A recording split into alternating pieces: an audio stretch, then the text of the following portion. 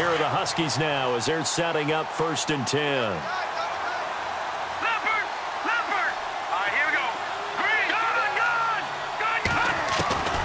Young now on 1st down.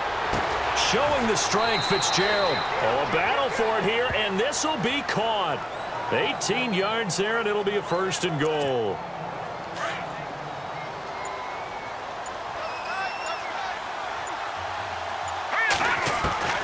Young from the gun, he'll throw. And it's caught. Touchdown. Evan Ingram, a beast in the red zone with his 2nd touchdown of the game. And his guys are able to cut into that deficit. Well, if you've got him in your fantasy league, you like his production, his 2nd touchdown of the game. But right now, his team is trailing. Fortunately, he's playing pretty well and trying to keep him in it. Now, they might need a little more from him here. Yeah, I wouldn't be surprised if they continue to call his number. Right now, he needs his defense to step up and give him a chance. Gano out to kick this one away. This is taken near the 13. And he'll be knocked down sideways.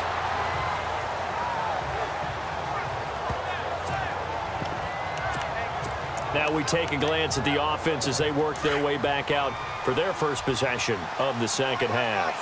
The 3rd quarter has not been kind to them. After they built that lead at intermission, they've seen that lead shrink.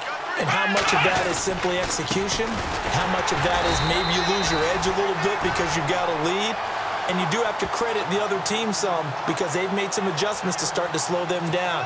Can they find those counters now, those extra plays or plays they haven't run that'll be effective and get them back moving again? They'll be looking for something here, anything to seize that momentum back. So he loses 3 yards there. Now 3rd down. Ezekiel Ziggy Ansah with a tackle for loss. Just think he's still learning the game of football. Didn't play a heck of a lot of it in his native country. And at BYU, was just scratching the surface before he hit the NFL. Yeah, from Ghana, where he really liked soccer and basketball. In trouble, and he's taken down.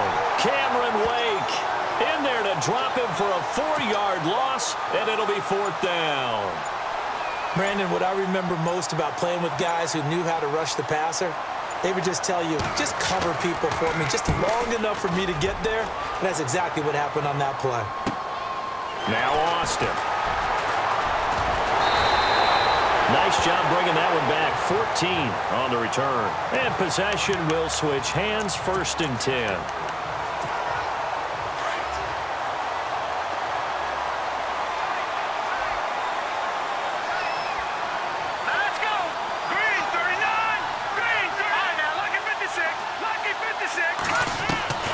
Now Young on 1st and 10. Fitzgerald's got it right side. And taking it across midfield and inside the 45. 17 yards on the pickup there. The drive will continue.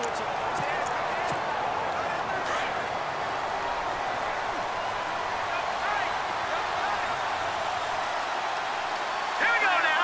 Boom, landed. Over. Here's Young throwing on 1st down. And he slings one that's incomplete. Larry Fitzgerald was the intended target. And it's 2nd down. I know our vantage point might be a little bit better way up here, but that looked like an ill-advised throw to me. I didn't see anything open. And this play just didn't look right from the beginning. It did not. I thought he might get outside and just chuck it away. Dangerous pass, incomplete. Throwing again on 2nd and 10. Young forced out to his left. And they'll be inside the 35 now at the 34-yard line. He turned that into a nice gain. Gets him 8 yards closer for 3rd down. To throw is Young on 3rd and 2. A bullet throw, but incomplete. Perhaps they overthought this one a little bit. They've been running it real well on this drive, and it was 3rd and short, okay? They decided to throw the football incomplete. Yeah, they might have thought just a little bit too hard about that play selection.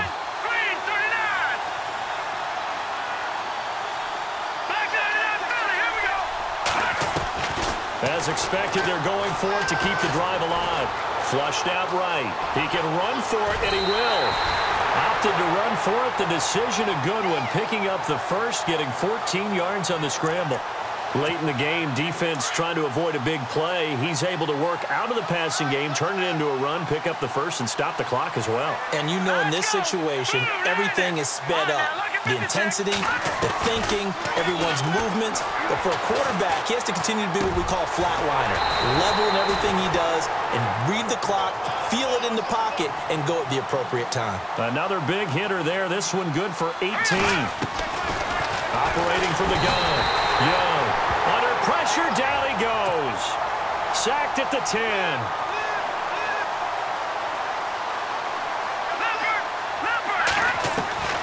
Young now. Looking to throw on second down. Incomplete, almost intercepted. They haven't picked him off yet. Would have been a great time for the first, but instead it's third down. You got to be precise with your throws, especially in this situation. You're inside the 10-yard line going into the end zone. But sometimes the emotion, the excitement, sometimes the decisions just aren't made very well because of that. And it's caught. Touchdown. Well, that's about as quick of a passing touchdown as you'll ever see right there. Everyone has a section in their playbook called the quick game. That was a super quick game. Out of the hands of the thrower, bam, right to the receiver, successfully for a touchdown. How in-depth is that quick game part of the playbook? It's pretty in-depth because people want the ball out of the hands of the quarterback into the playmaker's hands downfield as fast as possible. There are a lot of plays, a lot of options involved with that. Looking to throw. Young. And it's caught. And he is not going to get in here. So the decision to go for two does not pay off as they're unable to cut any further into their deficit. Gano out to kick this one away. This fielded at the 2. And he'll get it up to about the 26-yard line, just across the 25.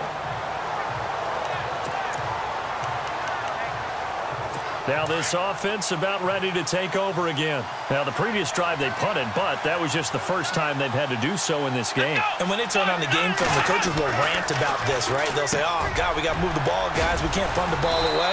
But they have to keep smiles off their faces because that's the first time in the game they've had to do so. They've moved it quite well. They'll overall be happy with what they've seen. And 15 yards there on the catch and run.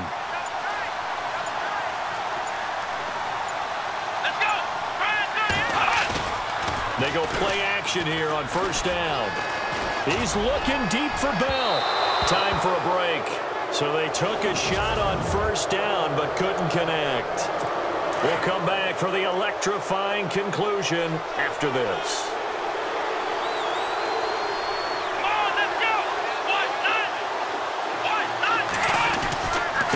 And to give this time to the tailback. And he'll lose yardage here. Back at the 41. And whistles, and we're going to have another stoppage of play as they call the timeout on defense with 1:53 left.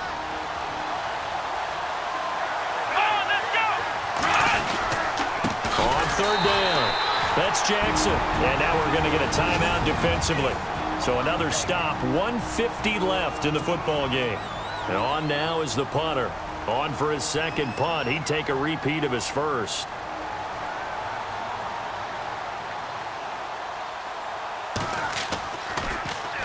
He gets this one away, and boy, it's another boomer. This is taken at the 18. Gets past one man. It looked like he might beat that last man. He doesn't, though, but it goes as a 32-yard return. And the offense will take over with a new set of downs.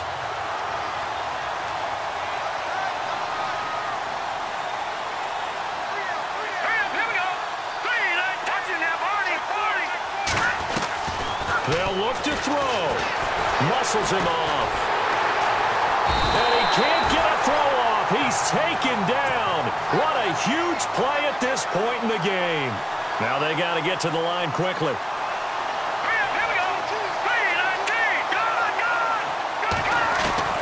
He's back to throw. Oh, some strong running. Oh, he's able to outmuscle him here as he pulls it in. They get 16 out of that one, but they'll still need to convert on third. Back to throw. And he is out of bounds inside the 30. They give him 14 yards that time and a fresh set of downs. That's what they need right now. Get the first down, get out of bounds, stop the clock. Just playing smart football, understanding the situation, making the plays necessary, and making sure that clock stops at every opportunity. Back to throw. And he finds Fitzgerald.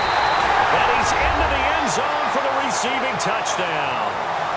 Larry Fitzgerald in the final minute. And his guys have taken the lead here in the fourth. Wow, I know it's a never-say-never situation, but to me, that looks like that's the one that's going to finish them off. A score that puts them in front here late, but now you got to rally your kick team, don't you, and say the last thing we need is a big return. And what happens is guys get overeager, get out of their lane because they're so excited they want to make the last tackle. You mess up, could come back at you a long way.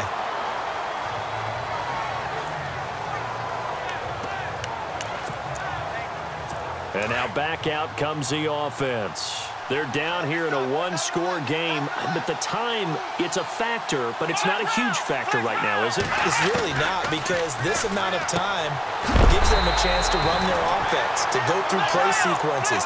And this is what they work on every week in practice, usually on a Friday. They go over this type of a situation, late-game situation. What are we going to do when we have the opportunity? They've called these plays a bunch of times. Now's their chance to execute them. They have the opportunity now. Here's the execution. This offense so far on third down, can't fault these numbers. 7 for 9 thus far. This is 3rd and 10. They'll look to throw. And, oh, a crusher there as it's intercepted. It's the former Seahawk, Richard Sherman. And the return stops at the 39-yard line. And who else to make the big play to seal this victory but Richard Sherman? He does have an exquisite sense of timing, doesn't he? He loves the spotlight, loves the big stage. Really feels no pressure when there's a big play that needs to happen, and he just did another one right there. And he can't get a throw away. He's taken down.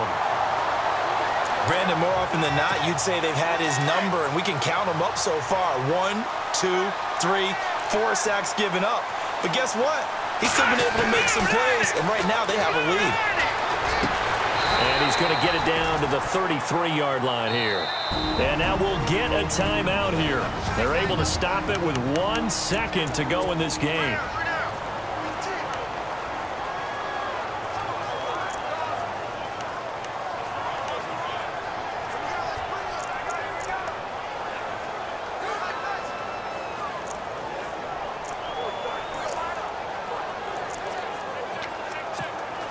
Third down and 4.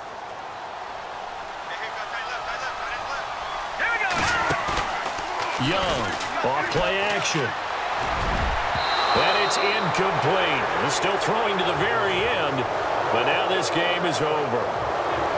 Well, partner, there's something special about a game in the snow. Just always fun in these elements, although a little chillier up here.